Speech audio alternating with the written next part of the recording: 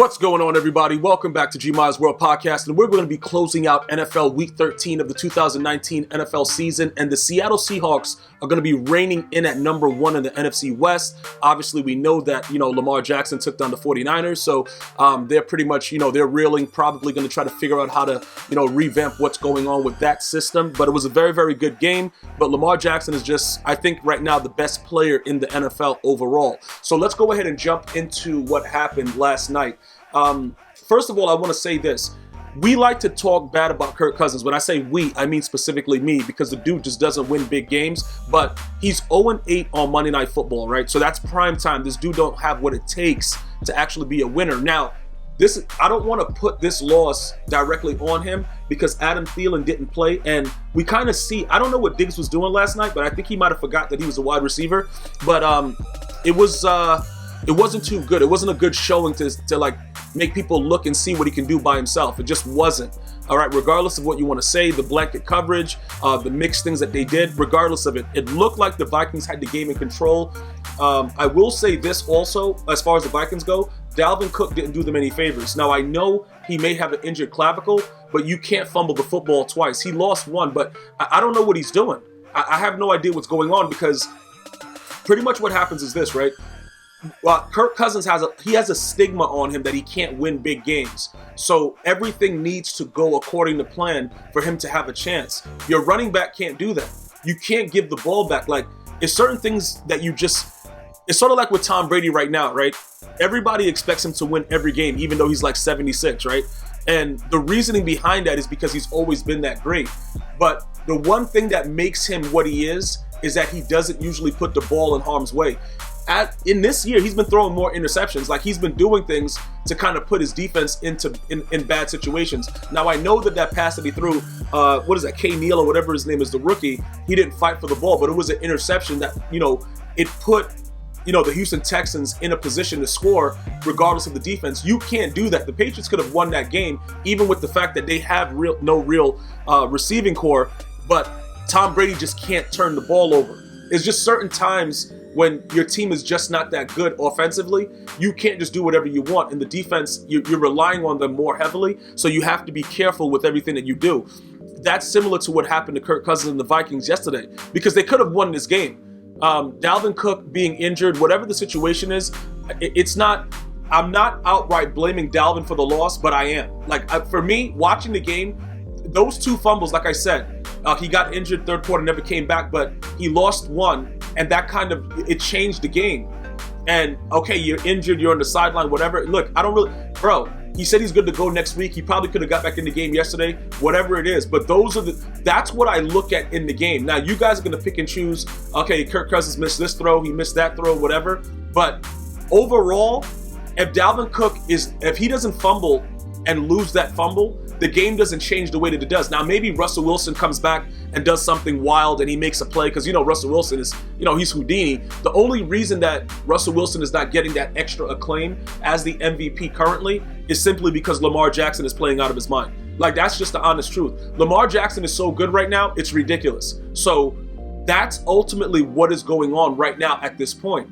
We have to also understand, when certain players are missing, certain quarterbacks can't do the same things. We expect Aaron Rodgers, Drew Brees, Tom Brady, when Peyton Manning played, like, if somebody's injured, you still expect the same thing. We're starting to see now that these QBs are human, bro.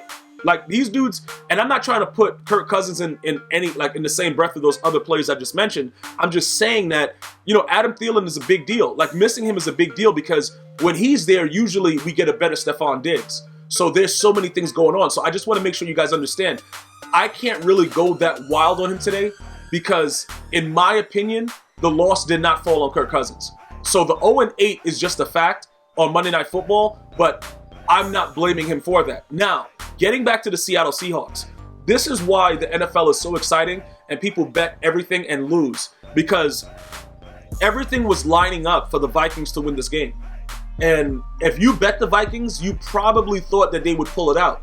You see what I'm saying? Like, you thought that, even with the 12th man or whatever, we know that as a home team, the Seattle Seahawks, they haven't been that good, but they go on the road and do whatever they want. So, like, when you start looking at all of the analytics and trying to figure it out, it made sense that the Vikings had a really, really good shot to win this game. Now, with the way that it turned out, what happens with the Vikings? What's going on in the North? What is Green Bay doing? What's happening?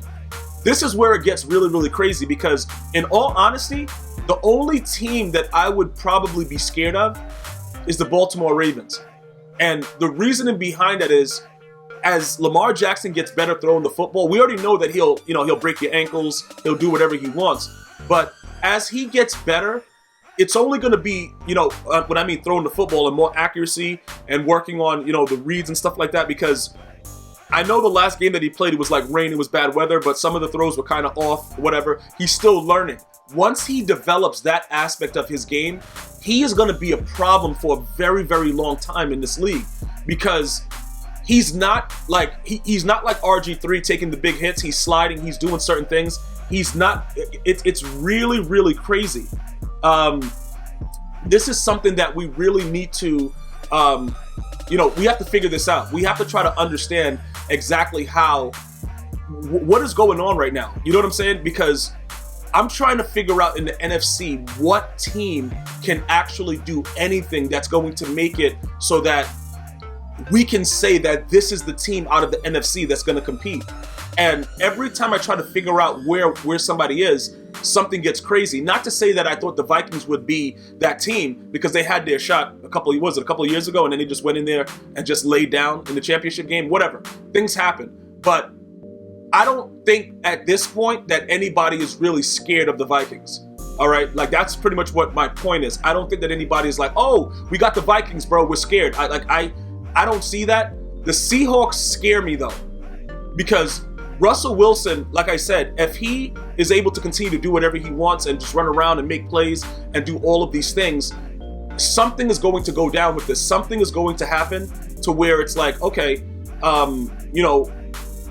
if you don't bottle him up and do what you have to do for the whole 60 minutes, he's going to hurt you. Defensively, they showed that they could compete, so that's also a really, really good thing going forward with everything. I just don't know how to actually gauge how far they can actually go, because some of you guys that are Seahawks fans are asking like, yo, Gmias, what do you think? The Seahawks, are they for real? Whatever. The Seahawks are for real. They can beat pretty much any team, just like it's the NFL. I'm not saying like they're the Dolphins and, whatever. Like, they are formidable enough to beat any team in the league.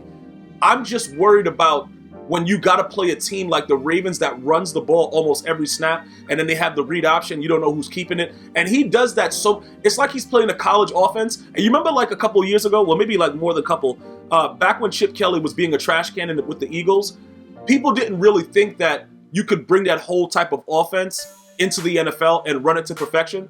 That's what John Harbaugh is doing right now, by the way. So don't always believe what everybody else is telling you and try to go with what's normal.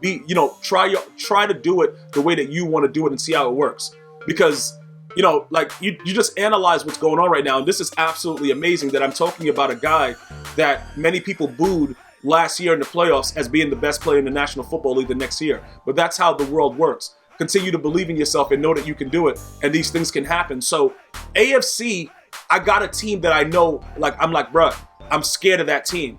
NFC, I don't know. Like, you guys tell me who's the strongest NFC team right now that you think is going to come out of the NFC. I guarantee you guys are going to name things or name teams that, I'll say, nah, that team lost to that team, or I don't trust that team, or whatever. But when you look at the Ravens, it's completely different. Yeah, they lost to the Browns. I don't know how that happened. But since then, as you start to, develop and understand what the issues were behind it, you get better and you continue to get better. And then that's what happens. You know what I'm saying? Like, that's where the Ravens are right now. So this is the thing, man. We got to wait to see how it all, plays out. But the Seattle Seahawks are the real deal. They can beat the 49ers just as easily as the Niners can beat them. Like, I don't know the NFC West is going to be insane. Like, I can't wait for the playoffs. I know you guys can't wait either, because I think it's going to be one of the most exciting times of the National Football League, man, in the history of the game, to commemorate the 100 years, because those two teams in the West are so good that somebody's going to have to lose, and I just want to see how the game ends. If I had to pick right now, I would probably still lean toward the 49ers, even though they just came up off a big loss, but that's just me based on what I've been able to see so far. Let me know what you guys are thinking. I know you Viking fans are going crazy. I can't blame Kirk Cousins for this, guys. I always want to say something bad about Kirk Cousins. I just can't right now. Thank you guys and girls so much for watching. Enjoy your day. Stay blessed. Until next time, one love.